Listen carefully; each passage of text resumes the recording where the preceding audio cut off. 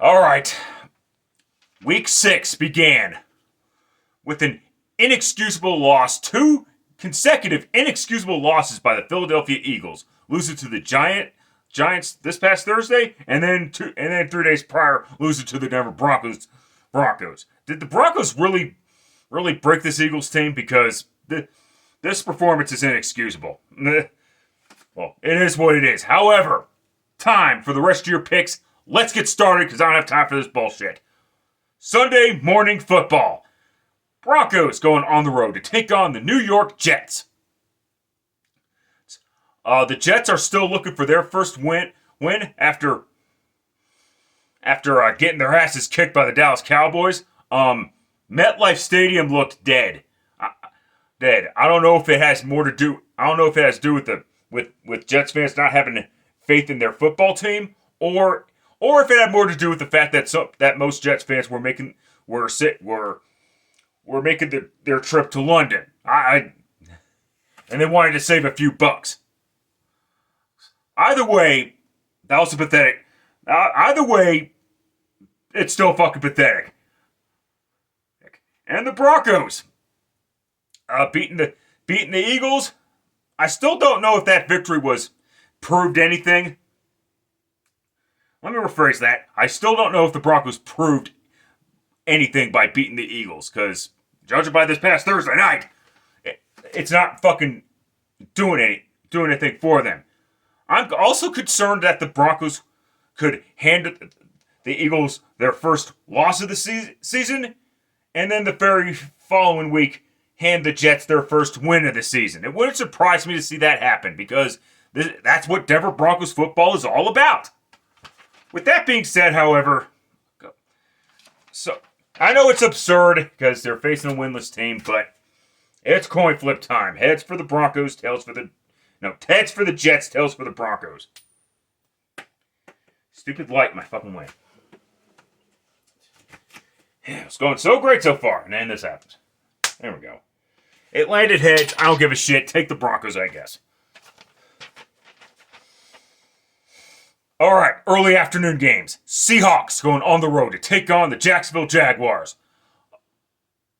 The Seahawks have nothing to be ashamed of. However, Sam Darnold played a hell of a game, and then he threw what turned out to be the game-costing interception. But that Seahawks but regardless, that was just a great fucking game by both the Buccaneers and the Seahawks. It's just unfortunate that Darnold had to make that crucial mistake. And the Jaguars. Oh man, my bad, Jacksonville. My bad. They beat. And that Monday night game was great also. So this should be a good game too, quite frankly. However, I'm gonna take the Jaguars, not because the Jaguars won and the Seahawks lost. That's stupid. I'm taking it because of travel issues. The Seahawks once again have to travel to the East Coast. I mean, that's a lot of travel. Well, and I don't think it is what it is there. So yeah, take the Jaguars, I guess. Chargers going on the road to take on the Miami Dolphins. 2 years ago, this matchup would have been great, but it's 2 years later, and the Chargers have injury issues and offensive line issues, and the Dolphins lose inexcusably blow a lead against the Panthers. How the fuck does that happen? Will the Dolphins go 1-5? I don't think so. The Dolphins are the desperate team at home. I don't know what's up with the Chargers, but go ahead and take the desperate team at home. Take the Dolphins. Rams going on the road to take on the Ravens. What the fuck was that, Baltimore? I understand. I don't care that Lamar Jackson is out for this game. I don't care about shit like that.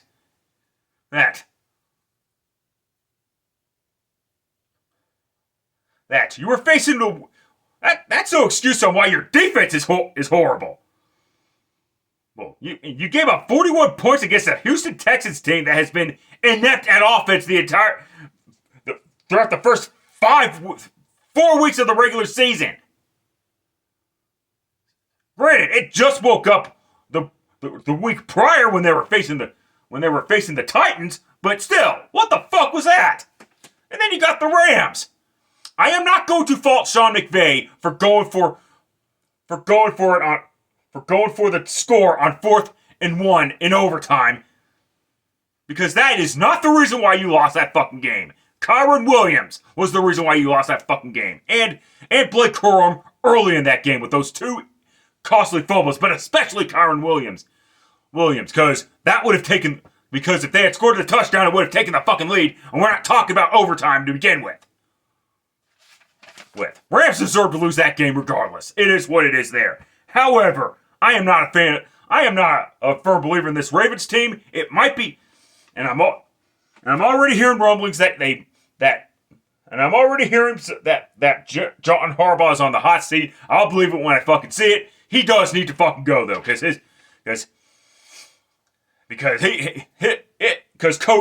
unlike the Rams, the coaching did cost the Ravens, and has been costing the Ravens some crucial fucking games over the years. Go ahead and take the Rams to get their revenge on Baltimore. Though it wouldn't surprise me if Baltimore won, but I still believe Lamar Jackson is out. So yeah. Cardinals going on the road to take on the Indianapolis Colts. Speaking of inexcusable bullshit, fucking Cardinals. You gave the Titans I am not surprised by this though, because that's the fucking Cardinals. That's what they do. They lose inexcusably to dog shit football teams. Look at last year when they lost to the Carolina Panthers.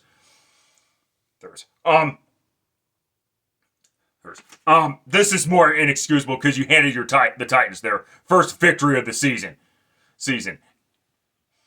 And listen, all that running back had to do was hold on to the ball entirely until you get into the end zone entirely. And the Cardinals win. It's as simple as that. And the Colts.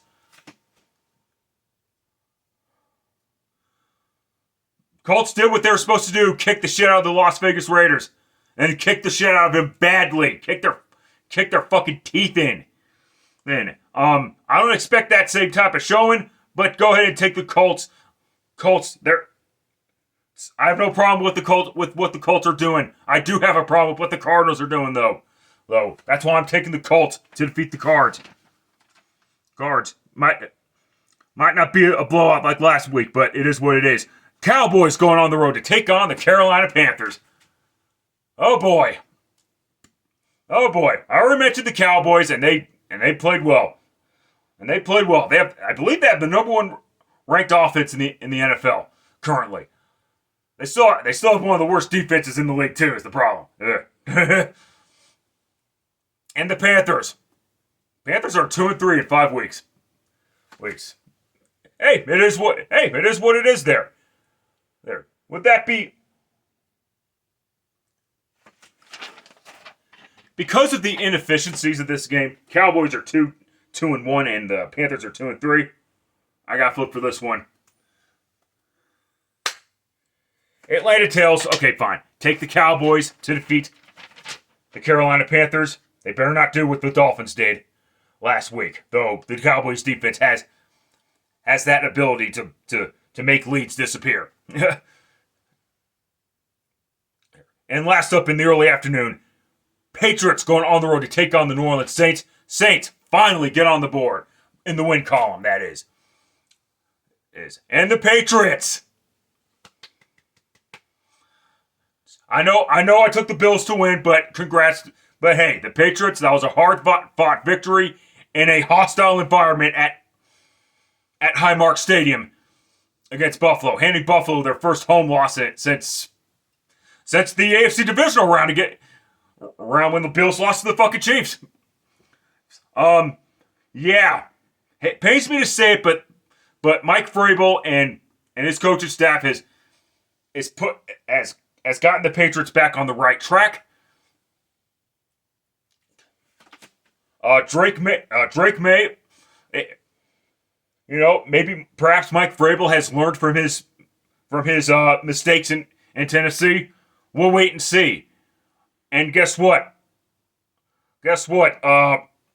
I'm not sure. I'm not sure the Saints are out of the woods yet, so go ahead and take the Patriots to defeat the Saints.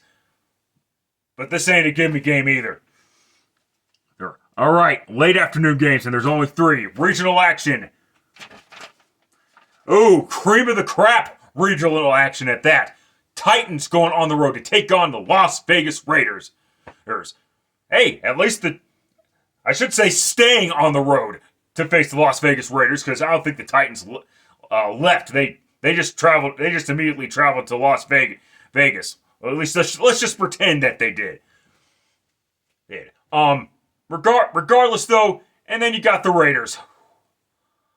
Hopefully this is a wake-up call. Hopefully that loss against the Colts is a wake-up call for them, because that was fucking pathetic. And Geno Smith struggled again. I mean, it is what it is. The Raiders might have to consider other options at quarterback. Just like the Bengals did. More on them later. With that being said, take the desperate team at home to win. Take the Raiders to defeat the Titans. The Titans are not ready to pull off a 2-game win streak. At least they better not be. Anyway, 49ers going on the road to take on the Tampa Bay Buccaneers. I believe this is the second half of the national doubleheader on CBS. Yes. The 49ers are undefeated with Mac Jones as their starting quarterback.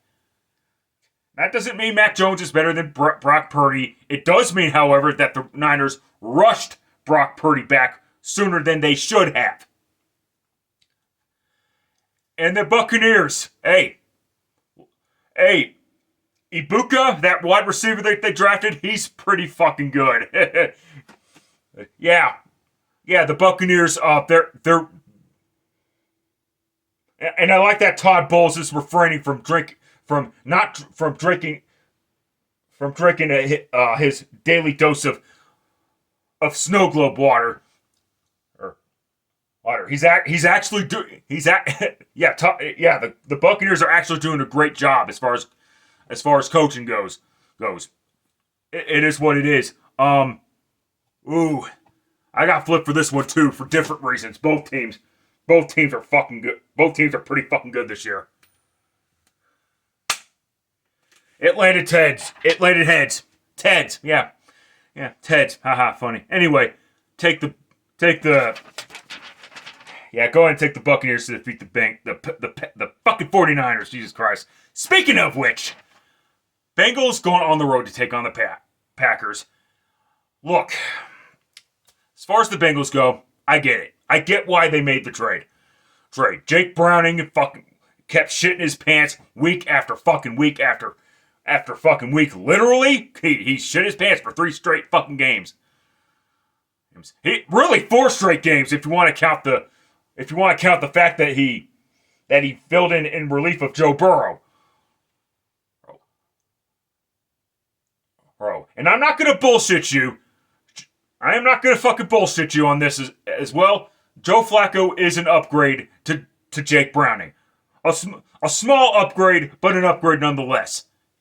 That's not the fucking point. The point is, the Bengals are wasting their fucking time. They're gonna try and win football games because they think they could get Joe Burrow back before December. In December, excuse the fuck out of me. But the problem with that is, you're just wasting everybody's fucking time and you're hurting your draft position. I am not, and for the record, I am not a fan of tanking. But in the Bengals case, it's a necessity because you don't have fucking anybody. I get it, and Bengals fans are always going to overrate. Right? Oh, well, that's not true. Besides the Marte, we have other things besides the Marte, Trey Hendrick thing, and T. Higgins thing. We have this guy, this, that. You ain't got shit. And the Bengals, and the offensive line is not my biggest concern. It's their fucking defense. Vince, I mean, they scapegoated Lou and they scapegoated their old defensive coordinator, and guess what? He's doing a great job in Indianapolis.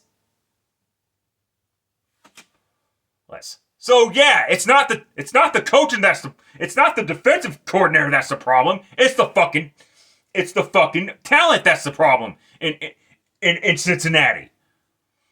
But I'm not surprised by this because the Bengals, because nothing is going to change until Mike Brown sells the fucking team. That's just the unfortunate reality of the situation. Shit. Either that, or he spends or he sacrifices his net worth a little bit, which is not that much in terms of it. In terms of being an NFL owner, he's the only NFL owner that's not a billionaire.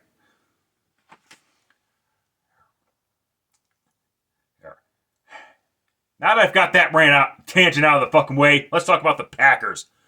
Packers, you better get your heads out of your fucking asses. You're facing Joe Flacco for the second time this season. Oh. And now he does, but Joe Flacco does have T. Higgins and Jamar Chase to throw the ball to. I'll take the Packers to win here because veteran or no veteran, I think the Packers defense does bounce back after two games where they kind of played like shit. Let's call that for what it is. They had no business losing to the Browns, and he should have put the Cowboys away on Sunday Night Football. Anyway, tangent over. For Sunday Night Football, Lions going on the road to take on the Kansas City Chiefs. The Lions kicked the living shit out of the Bengals. They were up 28-3 at one point, and the Bengals scored some meaningless touchdowns, but it didn't fucking matter. It was 37-24, but let's be honest, it wasn't even that close. And the Lions got their first victory over the Bengals since 1992. Wow. That's a long fucking time, I gotta be honest with you. Yeah. Then you got the Falcons, who can't make... you got the Chiefs. Excuse the fuck out of me. Wrong fucking... Sorry, people. I am not thinking straight right now. And I just want to get this fucking video over with because I'm fucking tired. The Chiefs... that game could have gone either way. Again, that game could have gone either way, but the Chiefs gave up the game-costing touchdown late in the ball game.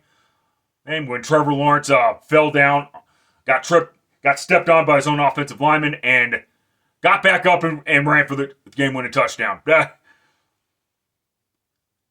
And now you're once again the desperate team at home. You could not take advantage of the Chargers' stupidity as of late, and now you have to, and now you're the desperate team at home again, facing a red-hot Detroit Lions team. Will the Chiefs stop the Lions' momentum? Coin flip time, motherfuckers, once again. It landed tails. That was a shit coin flip, though. So with that being said, and the last time these two teams met, the Lions beat the Chiefs on opening night. But go ahead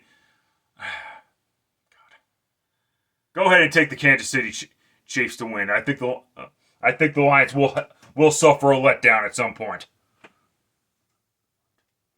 All right, Monday Night Football, doubleheader. Bills going on the road to take on the Atlanta Falcons. Now I can start talking about the Atlanta Falcons. I believe they had their I think they had their bye week a week ago. I could be mistaken, but yeah. But in any event, the Falcons are one of those teams that can't make up their mind. Are they a good football team or are they a bad football team? I remember now. They beat the Commanders before they went on their bye week. And then you got the Buffalo Bills. I know it's cliche, but you can't turn the ball over. I mean, that game reminded me of the Thursday night game between the Rams and the 49ers. Same fucking shit. Same fucking shit. With that being said, however, I know the Bills are on the road, but go ahead and take the Atlanta Falcons to lose to the Buffalo Bills. Take the Bills. And last up in the second part of the overlapping double header, Bears going on the road to take on the Commanders. Last time these two teams met was last season, and season, the Hail fucking Mary game, that changed the direction for both of these teams. The Bears trended downwards and the Commanders trended upwards. So upwards to the point where they made it to the NFC Championship game last season. Now this Commanders team is a little bit shaky. Is a little bit shakier this year, in my opinion. But they were able to score 27 unanswered points against the Chargers after being down 10-0. Since this is the Bears and since this is national television, primetime national television, excuse the fuck out of me, though it shouldn't really matter if it's primetime or not. In this case, it matters more. I don't care if I'm wrong about this one. Take the Commanders to defeat the Chicago Bears. I know the Bears won 2 straight, and that's great and that's special, but the Bears are not getting their revenge on the Commanders. That's just not happening. And that's just how I see it. Let's see what happens when the chaos continues. That's it. That's all. Till next time. Later, fuckers.